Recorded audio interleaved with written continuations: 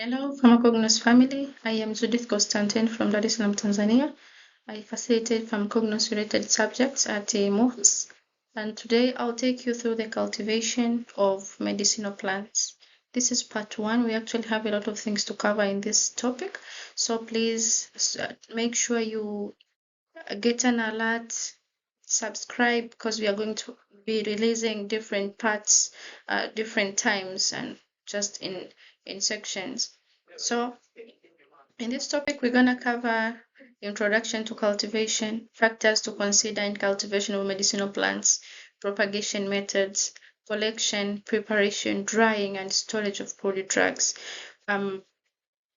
So we are also going to see why are we advised to cultivate medicinal plants, why is it very hard to cultivate medicinal plants and the like. So we're going to see a lot of things along with relevant examples. So let's start. So the cultivation of medicinal plants refers to planting, tending, improving, or harvesting of plants with medicinal importance. Cultivation requires intensive care and management. The conditions and the duration of cultivation required vary depending on the quality of medicinal plant materials required. So each species, each medicinal plant, also depending on what you want after cultivation, what is your target medicinal component, what do you really need? Are you interested in the total yield? Are you interested in the a certain phytoconstituent? So all those make you make it the process very intensive and hectic.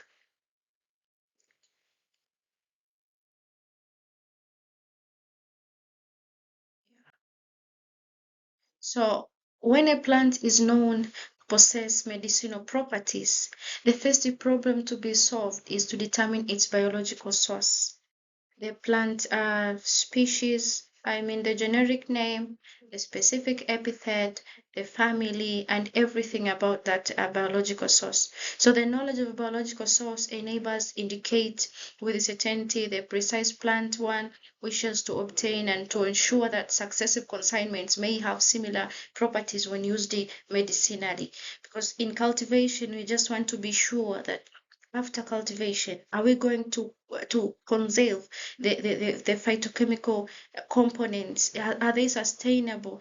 Is the process not going to change in one way or another? The phytochemical composition, does it affect what we want from our medicinal plant? Those are the things that we have to consider in cultivation. So we have examples of drugs that are exclusively obtained from cultivated plants. For example, we have vincal alkaloids. These are used for managing cancer. They include vincristine, vinblastin. We have morphine from opium. We have quinine from cinchona. We have aspirin also from willowbark. So as we move, we are going to see why is it important to cultivate medicinal plants. So it is a medicinal plant, especially for beginners, for those who have never heard of medicinal plants, for those who are new in pharmacognosy. A medicinal plant is any plant which one or more of its organs contain substances that can be used for therapeutic purpose or which are precursors for synthesis of useful drugs. So it can be used as a source of a direct source of a phytochemical component that is biologically active, or it can provide a lead. It can give a lead component that can be used in the synthesis of of other drugs by just playing around with the structure of a certain phytoconstituent. So medicinal plants are considered as rich sources of ingredients which can be used in drug development. Why should we cultivate medicinal plants? Why should we bother? The first thing is to control purity of the drug. We have an example here. For example, the root drugs such as aconite and belladonna, which are liable to admixture with other roots, can be of uniform purity when cultivated. So this will prevent admixture with either those other plants around that the required medicinal plants. It is also essential in cases of very tiny fruits like those of umbelliferous family, for example, dill, fennel, and caraway, that are difficult to free from weed seeds once harvested. We also know about chia seeds.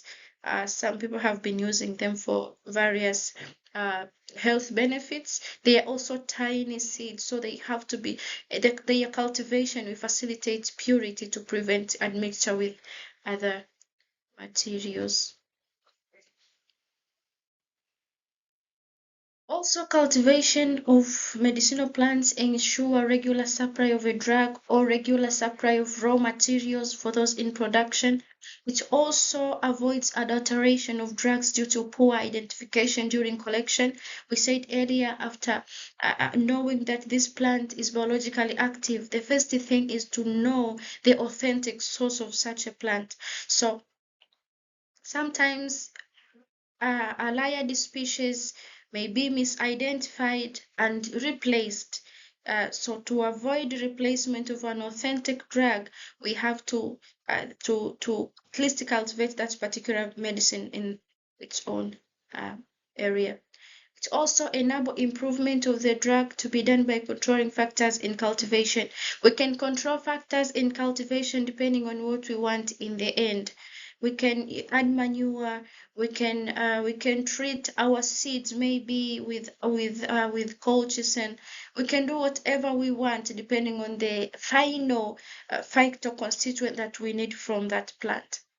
Also, availability of drug in the proximity of the factory is often a distinct advantage for those in production. They may choose to have a farm nearby the factory, so as a source of raw materials.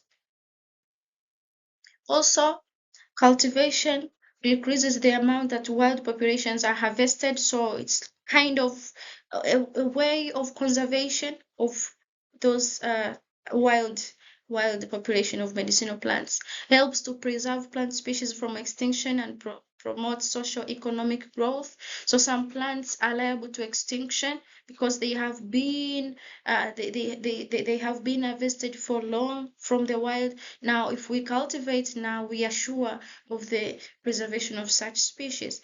Also help to ensure successive consignments have similar properties when used medicinally. So by controlling these cultivation conditions, we can be sure of the chemical components in the final, in the raw material at the end.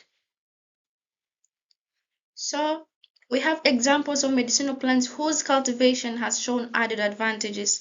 One example is salting the seeds of digitalis and sowing only the heavier seeds. The plant gave better yield of leaves. We all know about salting, especially for those people who have been involved in cultivation of various food products, sorting the healthy seeds, for example, for maize, sorting healthy bean seeds for cultivation.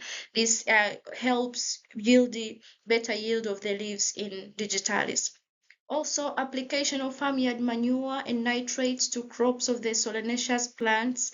The amount of alkaloids in belladonna, hyoscyamus, and stramonium was doubled, and the yields increased to 20 to 30%.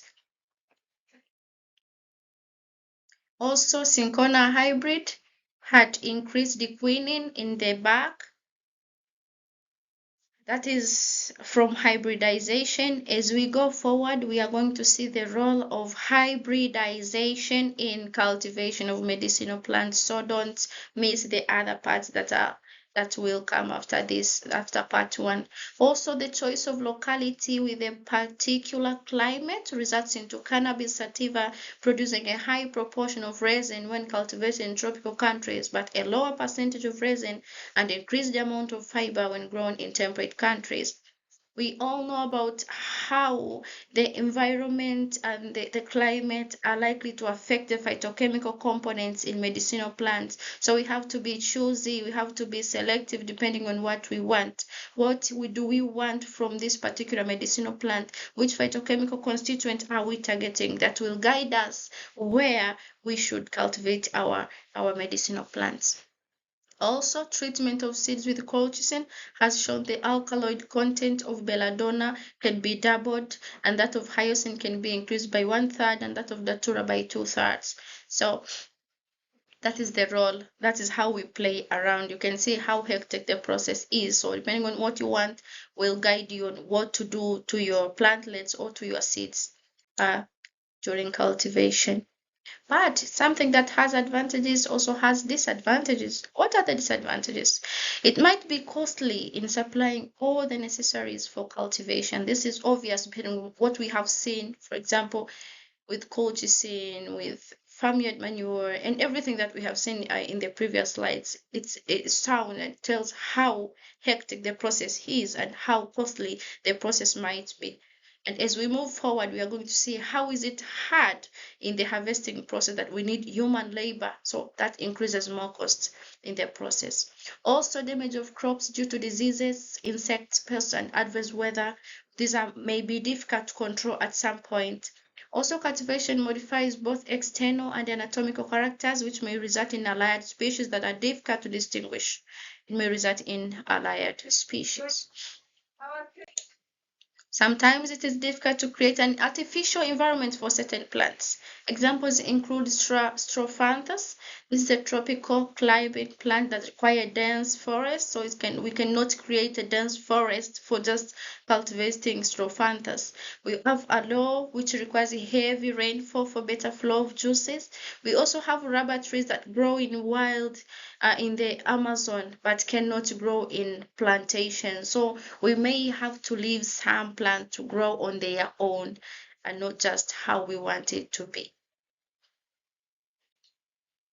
So thank you for being with me in this in part 1 of cultivation of medicinal plants. And please remember to like, share, subscribe, drop a comment, drop if you have any reference material, if you have something that is very new as far as cultivation is concerned, please feel free to share, comment, like, just drop it there for everyone to learn from you. So the next part, we are going to see the factors to consider in the cultivation of medicinal plants.